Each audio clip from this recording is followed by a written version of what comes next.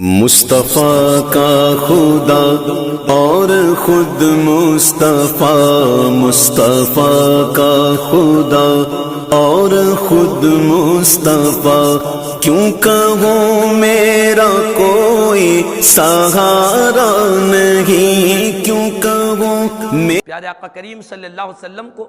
اسی وقت خوشی ہوگی جس وقت ہم عملی زندگی میں حضور کی محبت کا پیغام دنیا کو پہنچائے۔ روایات میں آتا ہے ایک موقع پر پیارے آقا کریم صلی اللہ تعالیٰ علیہ وسلم کو ابو جہل نے بڑی تکلیفیں دی، بڑی اذیتیں دی، بڑا ہی برا بھلا کہا، دشمن رسول تھا، حضور کا دشمن تھا، برے برے الفاظ بیان کیے۔ چنانچہ کچھ دیر کے بعد پیارے آقا کریم صلی اللہ علیہ وسلم کے چچا جان حضرت امیر حمزہ رضی اللہ تعالیٰ عنہ، جو حضور کے چچا جان ہیں، وہ ابھی اسلام نہیں لائے تھے، ابھی کلمہ طیبہ نہیں پڑھے تھے، ان کے دل میں اسلام کی روشنی، آقا کی محبت کا نور ابھی داخل نہیں ہوا تھا، کفر کی حالت میں تھے۔ کسی نے کہا حضرت امیر حمزہ رضی اللہ تعالیٰ عنہ سے کہ اے امیر حمزہ، تمہارے رسول کریم صلی اللہ تعالیٰ علیہ وسلم کو ابو جہل نے آج بہت برا بھلا کہا، بہت تکلیفیں دی، بہت ہی اذیتیں پہنچائی۔ جیسے ہی امیر حمزہ رضی اللہ تعالیٰ عنہ کو معلوم ہوا کہ پیارے آقا کریم صلی اللہ علیہ وسلم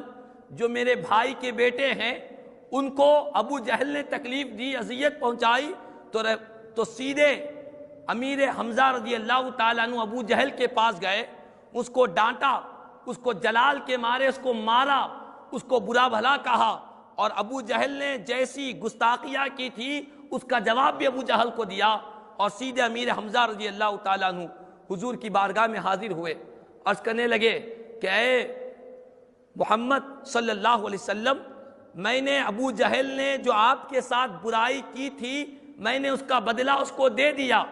آپ کو جو اذیت پہنچائی تھی میں نے اس کا بدلہ اس کو پہنچا دیا۔ تو رحمت للعالمین صلی اللہ علیہ وسلم نے اپنے چچا حضرت امیر حمزہ رضی اللہ تعالیٰ عنہ کی طرف دیکھ کر ارشاد فرمانے لگے کہ چچا جان، آپ کا اس طرح کرنے سے، میرے دشمن کے ساتھ آپ کا اس طرح عمل کرنے سے مجھے حقیقت میں خوشی نصیب نہیں ہوگی، مجھے خوشی اسی وقت ہوگی جس وقت آپ دائرہ اسلام میں داخل ہو جائے، مجھے خوشی اسی وقت ہوگی جس وقت آپ میرے لائی ہوئی تعلیمات کو اپنا لے، مجھے خوشی اس وقت ہوگی جس وقت آپ میری تعلیمات سے، میرے دامن سے اسلام کے دائرے میں داخل ہو جائیں گے، اسی وقت مجھے خوشی ہوگی۔ اللہ اکبر۔ رحمت للعالمین صلی اللہ علیہ وسلم کے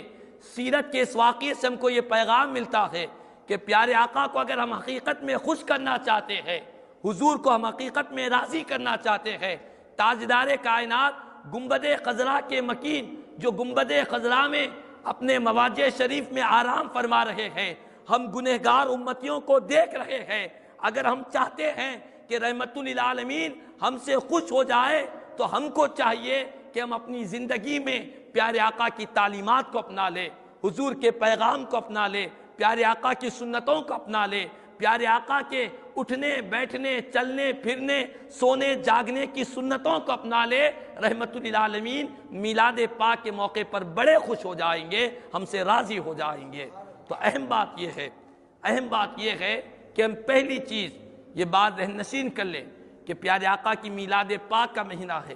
حضور کی میلاد پاک کے مہینے میں ہم پیارے آقا کو اگر خوش کرنا چاہتے ہیں تو ہماری یہ ذمہ داری بنتی ہے کہ رحمت للعالمین صلی اللہ علیہ وسلم کی لائی ہوئی تعلیمات کو، حضور کا پیغام کیا تھا، سرکار یہ چاہتے تھے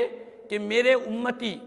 حضور کی یہی چاہت جب تک آپ دنیا میں ظاہری طور پر رہے، پیارے آقا کی یہی چاہت رہی، اور جب سے دنیا سے آپ نے پردہ فرمایا یہی چاہت ہے، قیامت تک حضور کی یہی چاہت رہے گی کہ میرا امتی جہنمی نہ بنے بلکہ جنتی بن جائے، میرا امتی گنہگار نہ بنے بلکہ نیکوکار بن جائے، میرا امتی خدا کے غضب والے کام سے بچ جائے، خدا کی رحمت والا کام کرتے رہے۔ تو اسی لیے ہم تمام کو میلاد پاک کے اس عظیم بابرکت مہینے میں میلاد پاک کا ہم کو یہ پیغام ملتا ہے کہ ہم اپنی عملی زندگی میں انقلاب لائے،